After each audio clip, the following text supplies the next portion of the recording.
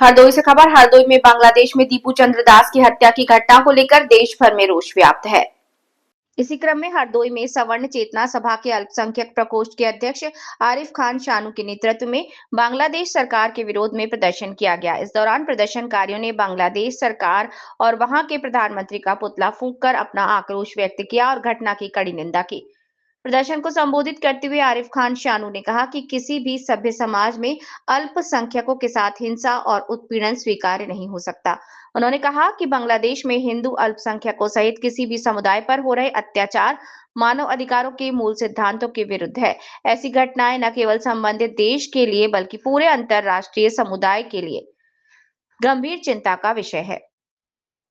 उन्होंने भारत सरकार से मांग की कि वो इस मामले को कूटनीतिक स्तर पर मजबूती से उठाएं और बांग्लादेश सरकार पर दबाव बनाएं ताकि दोषियों के खिलाफ सख्त कार्रवाई हो और भविष्य में अल्पसंख्यकों की सुरक्षा सुनिश्चित की जा सके।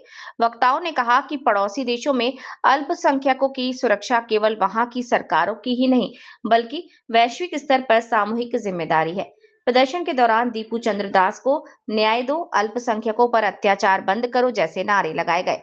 प्रदर्शनकारियों ने मांग की कि दीपू चंद्र दास के परिवार को शीघ्र न्याय दिलाया जाए और ऐसी घटनाओं की पुनरावृत्ति रोकने के लिए ठोस कदम उठाए जाएं। पुतला फूंका गया है, क्या वजह थी? क्या प्रदर्शन आपने बांग्लादेश में बांग्लादेश की सरकार के द्वारा अल्पसंख्यक हिंदू समाज के लोगों को बहुत ही ज़्यादा प्रताड़ित किया जा रहा है। उनकी मार काट के हत्याएं की जा रही हैं।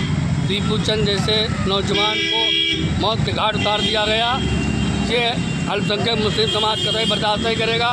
भारत देश कतई बर्दाश्त नहीं करेगा।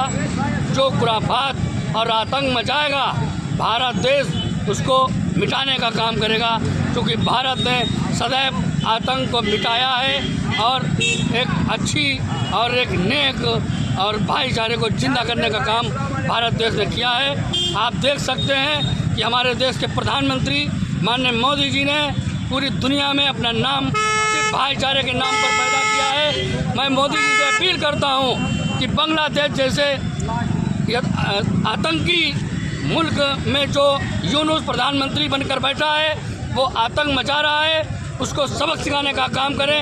अगर वो सही वक्त पर ना सचेत हुआ तो मुझको लगता है और मैं उम्मीद भी करता हूँ अपने देश के प्रधानमंत्री जी से कि बांग्लादेश पहुँचने में हिंदुस्तान के लोगों को वक्त नहीं लगेगा और वहाँ की व्यवस्थाओं को भारत देश अपने हाथ में ले लेगा, क्योंकि दीपू चंद जैसे नौजवानों को मौत के घाट उतार दिया गया। ये भी किसी के बेटे थे, किसी के भाई थे और आतंकी प्रधानमंत्री यूनुस वहाँ पर बैठकर आतंक मचा रहा है।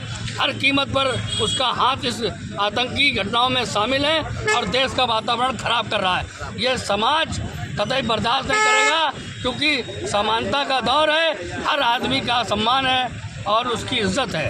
इन्हीं शब्दों के साथ मैं इस कार्यक्रम को समापन का घोषणा करता हूं और हमारे मुस्लिम समाज के लोगों ने समर चेतना सभा हमारा जो संगठन है उसके माध्यम से ये कार्यक्रम किया है और ऐसे ही कार्यक्रम अगर बांग्लादेश सचेतना हुआ तो होते रहेंगे इंशाअल्लाह। भारत माता की